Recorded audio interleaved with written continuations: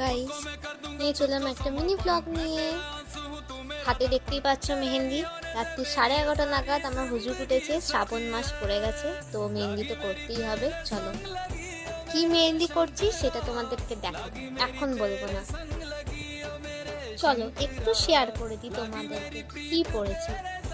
দেখো মহাদেবকে এঁকে ফেলেছি যে আমার হাতে।